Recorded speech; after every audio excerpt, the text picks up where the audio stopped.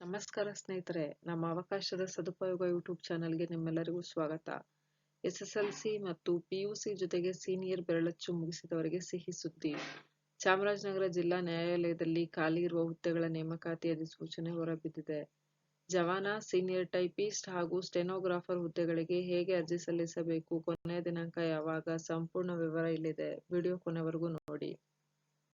ವಿವರ: ಒಟ್ಟು ಹುದ್ದೆಗಳು 25, ಸ್ಟೆನೋಗ್ರಾಫರ್ ಗ್ರೇಡ್ 3 2 ಹುದ್ದೆಗಳು, ಟೈಪಿಸ್ಟ್ 6 ಹುದ್ದೆಗಳು, ಟೈಪಿಸ್ಟ್ ಕಾಪಿಸ್ಟ್ 4 ಹುದ್ದೆಗಳು, ಜವಾನ 13 ಹುದ್ದೆಗಳು.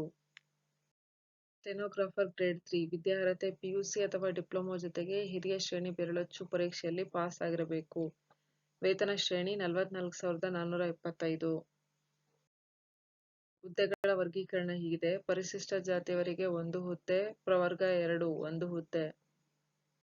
ಲಿಪಿಗಾರರು ಅಥವಾ ಸ್ಟೆನೋಗ್ರಾಫರ್ ಹುದ್ದೆಯ ಆಯ್ಕೆ ಪ್ರಕ್ರಿಯೆ ಹೀಗಿದೆ: ಸಾಮರ್ಥ್ಯ ಪರೀಕ್ಷೆ, ಉಚ್ಚಲೇಖನ, ಡಿಕ್ಟೇಷನ್, ಅನುಲಿಪಿ, ಟ್ರಾನ್ಸ್ಕ್ರಿಪ್ಷನ್, ಅಂಕಗಳು ಮತ್ತು ಅರ್ಹತೆ ಹಾಗೂ ಸಂದರ್ಶನದ ಮುಖಾಂತರ ನಡೆಯುತ್ತದೆ. ಟೈಪಿಸ್ಟ್ ಹುದ್ದೆಯ ವಿದ್ಯಾರ್ಹತೆ ಪಿಯುಸಿ ಅಥವಾ ಡಿಪ್ಲೊಮಾ ಪಾಸ್ ಆಗಿರಬೇಕು, ಜೊತೆಗೆ ಹಿರಿಯ ಶ್ರೇಣಿ ಬೆರಳಚ್ಚು ಪರೀಕ್ಷೆಯಲ್ಲಿ ಪಾಸ್ ಆಗಿರಬೇಕು. ವೇತನ ಶ್ರೇಣಿ 34,100 ರೂಪಾಯಿಂದ ಶುರುವಾಗುತ್ತದೆ.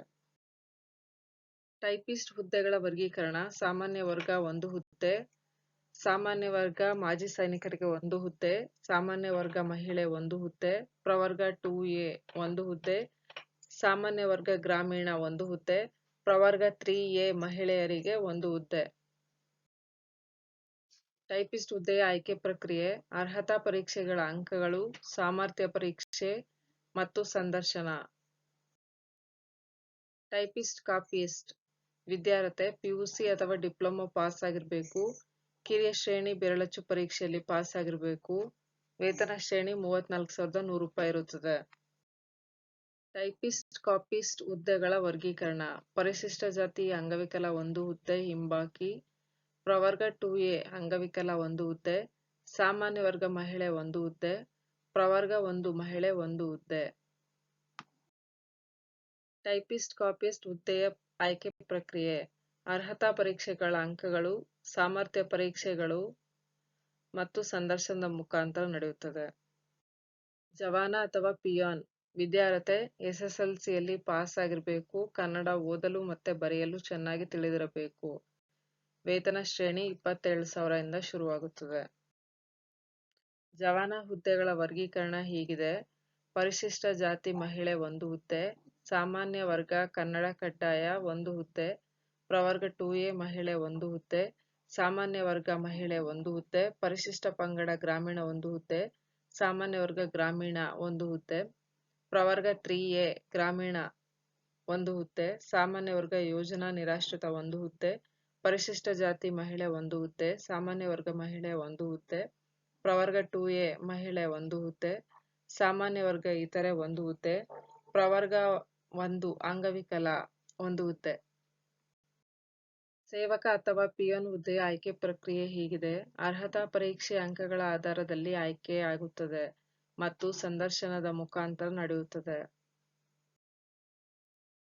ಪರಿವೀಕ್ಷಣಾ ಅವಧಿ ಅಥವಾ ಪ್ರೊಬೇಷನ್ ಪೀರಿಯಡ್, ಇಲಾಖಾ ಪರೀಕ್ಷೆಗಳು, ಕನ್ನಡ ಭಾಷಾ ಪರೀಕ್ಷೆ ಹಾಗೂ ಕಂಪ್ಯೂಟರ್ ಸಾಕ್ಷರತಾ ಪರೀಕ್ಷೆ ಮೂಲಕ ನಡೆಯುತ್ತದೆ.